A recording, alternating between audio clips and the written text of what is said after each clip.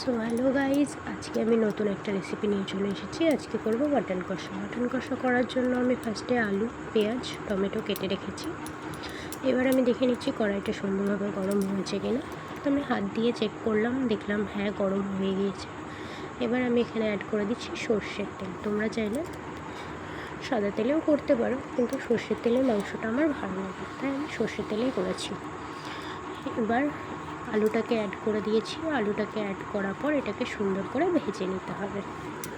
এটা আমি ততক্ষণ ভাজি যতক্ষণ না সুন্দরভাবে লাল হয়ে আসে। অনেকে কম করেও ভাজে, যেমন সামান্য একটু কালার এলেই অনেকে তুলে নেয়। তো আমি এটা পুরোপুরি ভাজার চেষ্টা করি, কারণ আমার ভালো লাগে। তো এটা কম বেশি ভাজা হয়ে গিয়েছে, তবুও আমি আরেকটু ভাজবো, ভেজে নামাবো।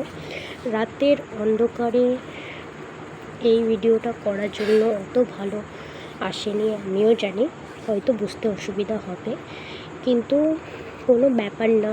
পুরোপুরি দেখলে বোঝা যাবে যে হ্যাঁ জিনিসগুলো প্রপার কুক হয়েছে।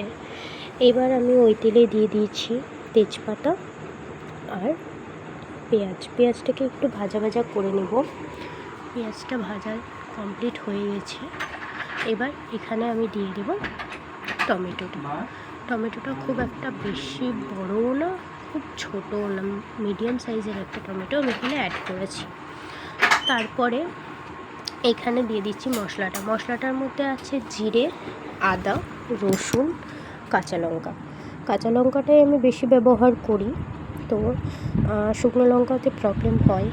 আর দ্বিতীয় কথা, আমি শুকনো লঙ্কাটা খুব একটা পছন্দ করি না, তাই জন্য কাঁচা লঙ্কাটাই বেশিরভাগ দেওয়ার চেষ্টা করি।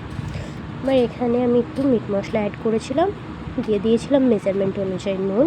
আমার লেগেছিলো 2 চামচ, আমি 2 চামচ দিয়েছিলাম। এখানে তোমাদের পরিমাণটা দেখতে হবে, দেখে দিতে হবে। এবার এখানে দিয়েছি শুকনো লঙ্কা, সামান্য একটু কালারের জন্য শুকনো লঙ্কার গুঁড়ো কালারের জন্য দিয়েছি, আর দিয়েছি হলুদ। তারপর এখানে মাটনটাকে অ্যাড করে আমি এটাকে ভালো করে কষিয়ে নেব। অবশ্যই আমি এটা ঢেকে ঢেকে কষাবো, কারণ মাটনটা খুব একটা তাড়াতাড়ি সেদ্ধ হতে চায় না, সেহেতু আমি ঢেকে ঢেকে কষাবো। আর মাটনটা থেকে অনেকটা পরিমাণ জল বেরিয়েছিল, তাই ওই মাটনের জলেই এটা সেদ্ধ হয়ে গেছে। তো সেদ্ধটা প্রপার কুক করার জন্য ঢেকে ঢেকে করলে আমার মনে হয় বেশি ভালো হয়। তো আমি এটা ঢেকে ঢেকেই করেছি।